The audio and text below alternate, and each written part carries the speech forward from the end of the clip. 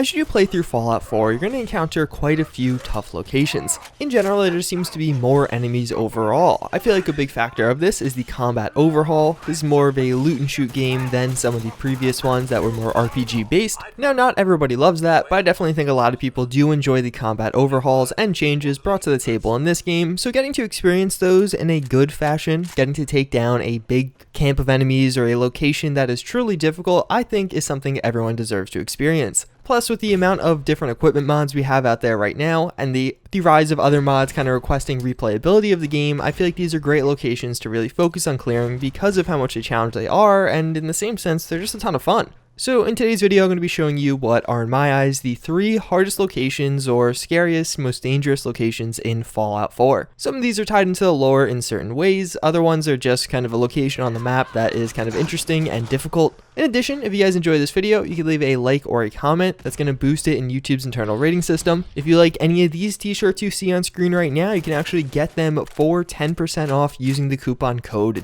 TOUGH, which is actually going to expire at midnight Eastern time tonight. So it's only going to be a few hours. It's only for those of you who are watching this video right after it comes out. But without further ado, let's just jump into the video.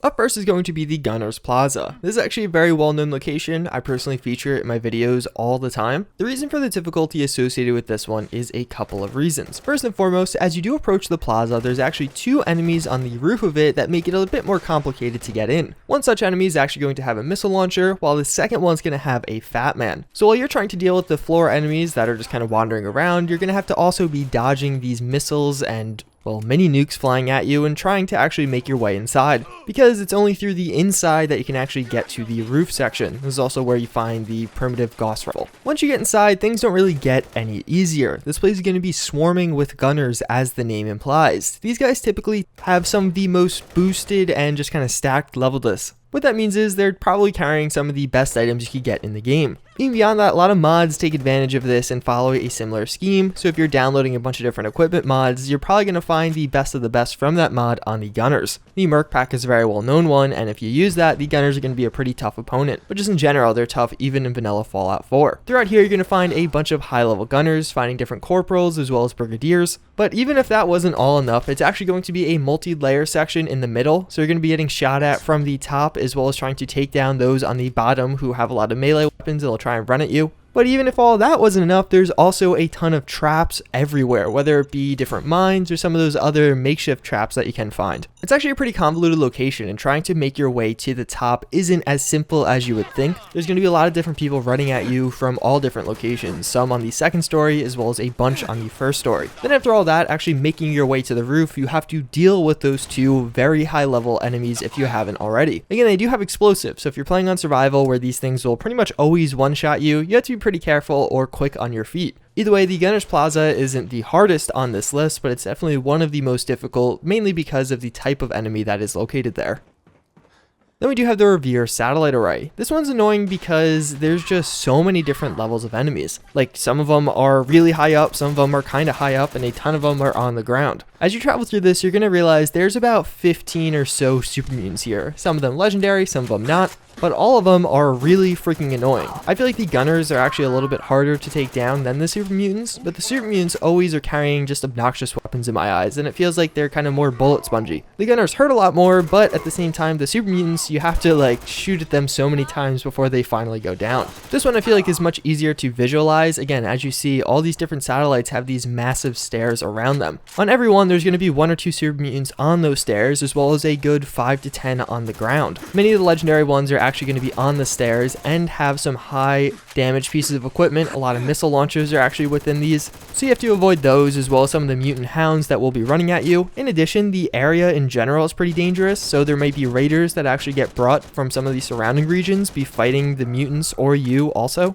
This one's way more open, so there's a lot of different techniques and routes you could go with this, but the problem is, after you take down one of these super mutants, all the other ones are going to be alerted to you, and a lot of them do have things that are pretty long range. So even if you're going for a sneak or a rifleman playthrough, you better be well hidden because they will come after you, and they have pretty powerful guns. The other part that's annoying is you'd think, oh, you could just climb up into one of these satellites and you'll have a great vantage point, but you won't, because a lot of the staircases are actually on the opposite side of the satellite, so you're going to have to run up one, then run down and run up another one. one. And all around, just a nightmare to go through. I personally don't like this location. I find it very frustrating. There's been multiple times in my survival playthrough where I get stuck here just getting repeatedly killed over and over.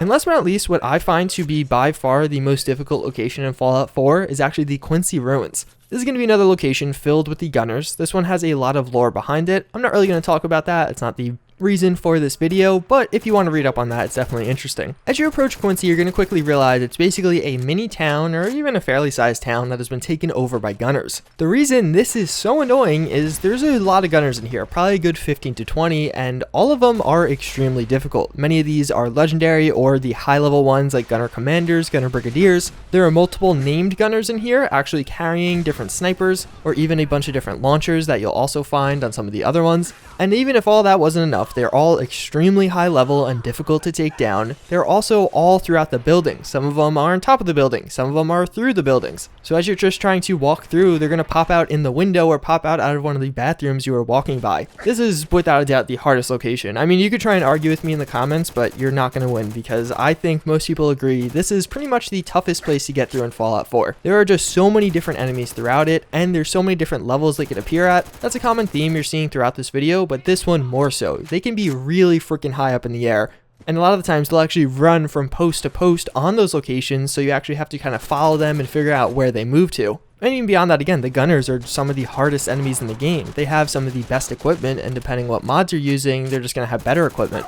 So that's pretty much going to wrap it up for this video. Hopefully you guys enjoyed this one. Hopefully you found it informative. Maybe if you downloaded a new mod and you want to actually go try it out, I would recommend going to one of these locations because they're very difficult. And it's a great place to just kind of mess around with the game. Whether you're using FCOM or want to try out the new militarized Minutemen mod, I feel like these are some of the best locations to use that. But now for our fun fact of the day. Something you guys actually probably know is that smells are really closely associated with memories. Like when you smell something and you've smelt it while doing something else, you probably have a vivid recollection of that last thing. I'm sure many of you have actually experienced that personally, but if you haven't, it's like a thing. Well, the reason for that is actually the smell system, like the smell sense, as it travels through your body, goes past all the other senses and into the hippocampus where your memories are largely stored and handled. So taste, touch, vision, hearing, all of that actually just goes to the thalamus, and it kind of ends there, which is at a fairly early part of the brain. Smelling actually goes a little bit farther, and that's why it has these unique traits and properties, unlike some of these other ones. I actually just learned that in class today, so I thought it'd be pretty interesting to share. More than anything else, it's just an explanation of why this one's so unique in something we actually experience in our day-to-day life. Yeah, it's pretty much going to wrap it up for this. As always, again, I thank you guys for watching. I do hope you enjoyed, and I hope to see you all next time.